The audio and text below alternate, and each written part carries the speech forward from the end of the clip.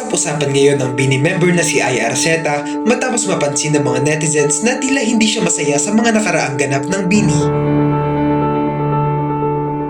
Tila ba hindi na itago ni Aya ang kalungkutan niya sa naging guesting na Nations Girl Group katulad na lang ng pag-interview sa kanila sa Nescafe Shopee Live.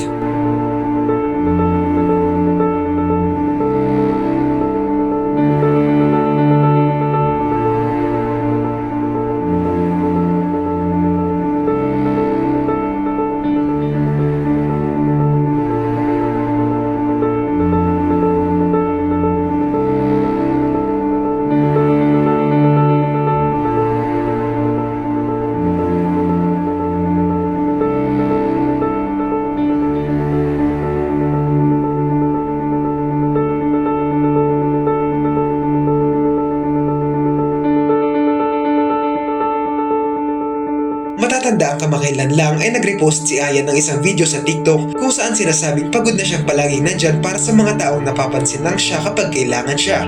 Mas gugustuhin niya pa umanong mag-isa kaysa makasama ang mga taong ito.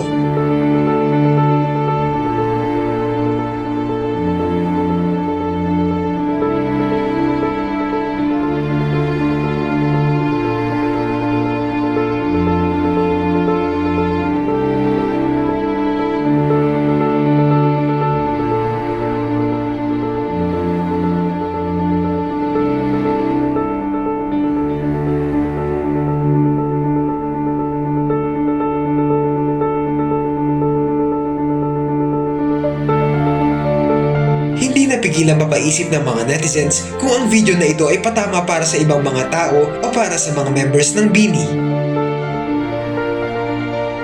Ito rin ang naging dahilan kung bakit nagkaroon ng bali-balitang aalis na si Aya sa naturang grupo. Pero paglilinaw ng leader nila na si Joanna sa kanyang tweet, walang mababawas at walang mawawala. Dagdag pa niya, huwag magpapaniwala sa fake news.